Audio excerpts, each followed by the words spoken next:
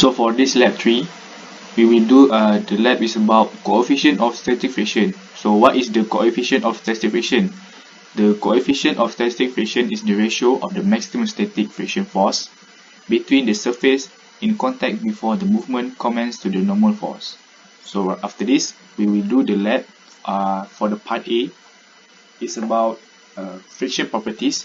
So we will do the part A after this. Right now, we will do for the part A. For the part A is about friction properties. So the first task is choose the box with 50 kg and set the friction to none and any zero value halfway of the example. So yeah, and then after that, now drag the person toward the box to apply 50 Newton. So first of all, we show the value of sum of force, the values, the masses, and also the speed for our easy to indicate this value. So the box is already here, 50 kg. Okay. After that, we need to apply 50 Newton for the people to push the box. As we can see, the static friction force is 50 Newton, and the direction is moved to the left. After that, the applied force is 50 Newton also, and the direction is moved to the right.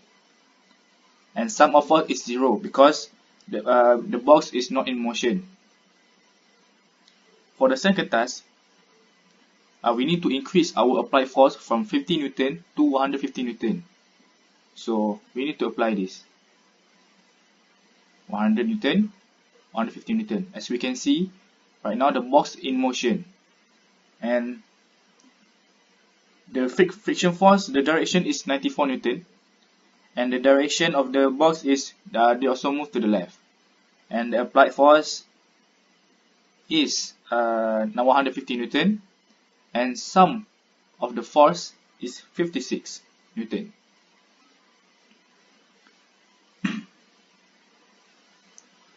For the part 3, they want to know the question want to know what will happen the box in motion when the box weight is 100 kg. So we just take the 50 kg and apply here. And also they also want to know the constant speed to apply in this motion. So yeah, right now we just play this. After that, increase the applied force.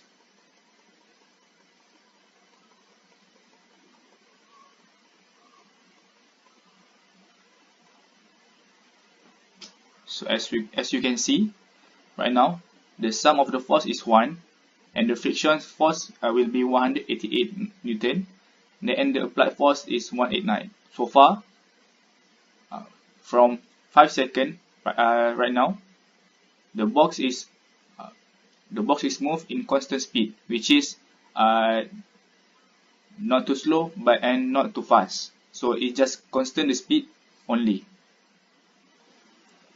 After that, the other parts, they want to us to find the magnitude of applied force necessary to move the box at constant speed and increase and applied force to 500. While the box is still moving, remove the applied force to 0 Newton immediately, reduce the surface friction to none, observe the effect of the box movement, and then increase the surface of friction loads. Observe the effect on the box movement, record your observation. So yeah, we just need to apply the applied force is to 100 to 500. So we apply to 500. We apply to 500.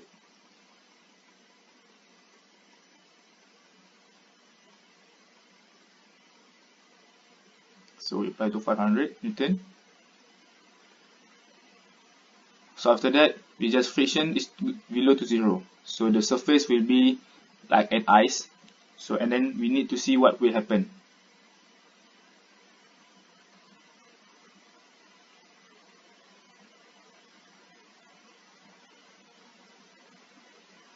As we can see, if we apply the friction uh, from to normal surface to non-surface, the box will move in constant speed.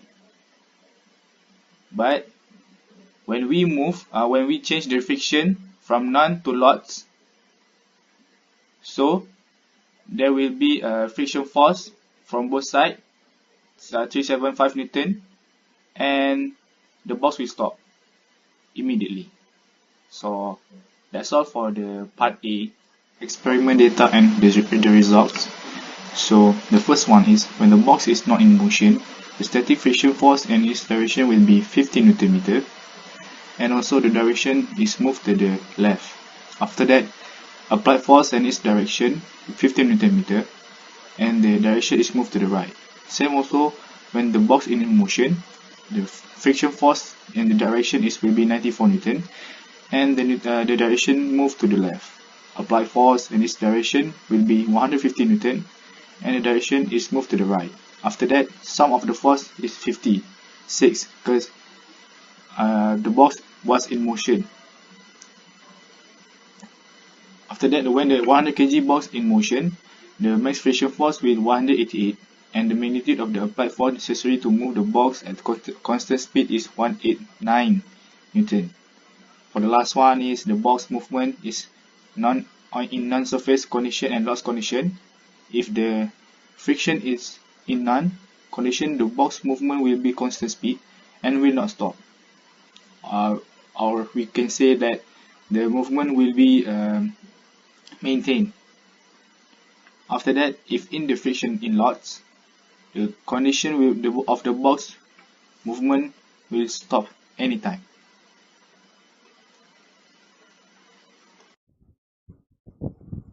Good afternoon. My name is Razik bin Tamri. My matrix number is B08201045. Today I'm going to show a little bit about coefficient of static friction on simulation. So for we need to click this link. I'll click and it will show us the home page.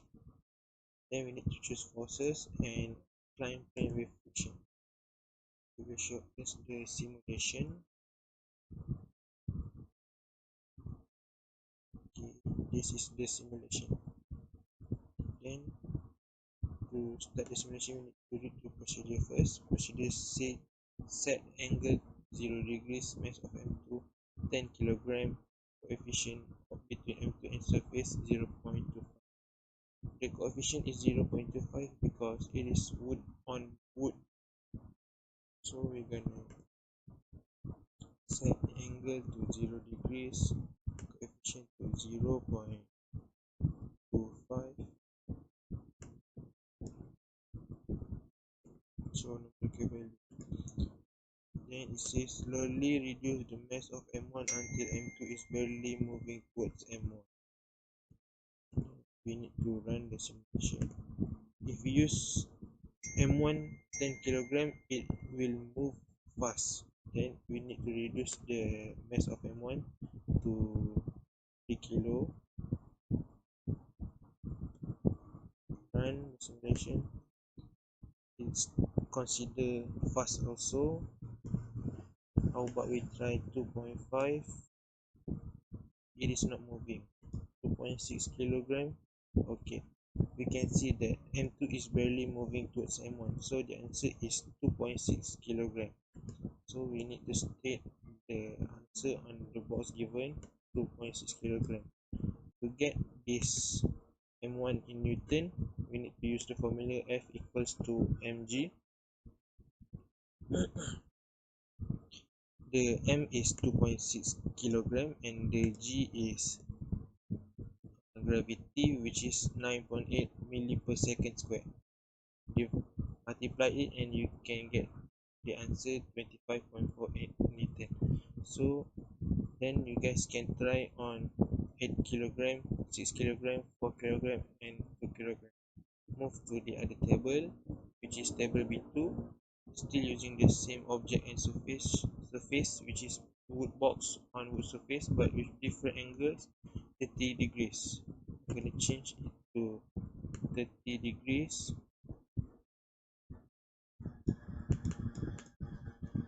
Mass still 10 kilo, using 10 kilo. So coefficient is still the same, 0.25, because this wood box on wood surface.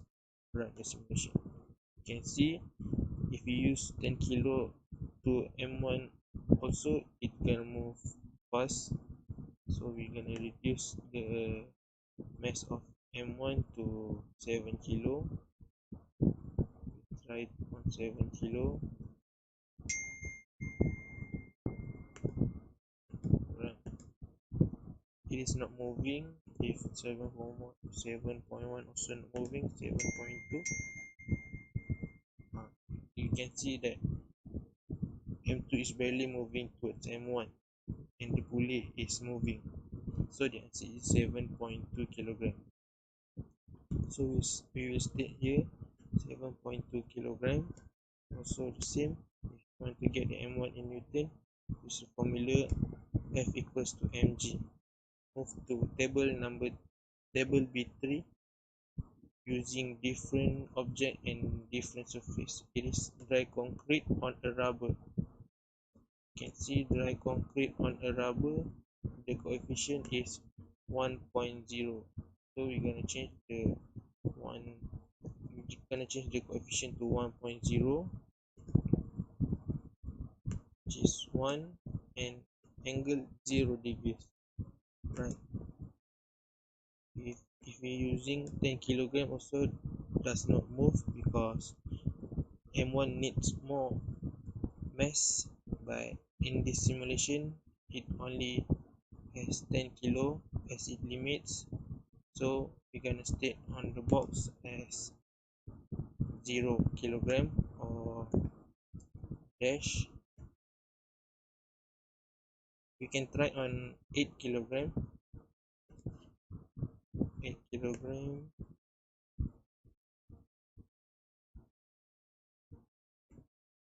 Run the simulation. Okay, we can see the M2 is moving towards M1, but it is too fast. We're gonna change it to 8 kilogram, 8.2 kilogram.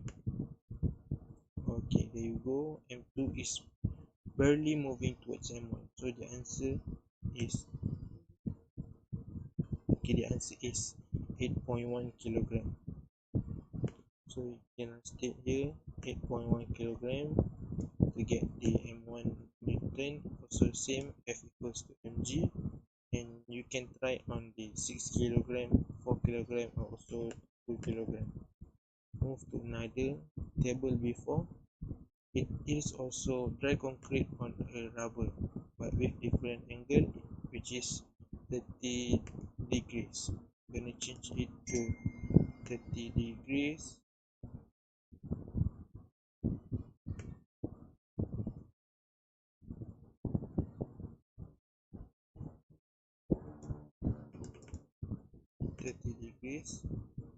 Using 10 kilo of M2, 10 kilo of M1. Run. It does not move because it has limits of mass. Try on 8 kilogram M2, 10 kilogram of M1, also does not move. Then we try M2 with 6 kilo. Okay, we can see it is moving, but we need to reduce the mass of M1 because it is moving too fast. We try use 7.2, does not move. 8.1 also does not move. 0.2 does not move. Okay, we can see if we're using a mass of M1 is 8.3 kilogram, the M2 is barely moving towards M1. We also can see the pulley is moving. So the answer is 8.3. We're going to state in the box 8.3 kilogram. And to get the M1 in Newton, also the same, F equals to mg. You can also try on 4 kilogram, 2 kilogram. That's all from me. Thank you.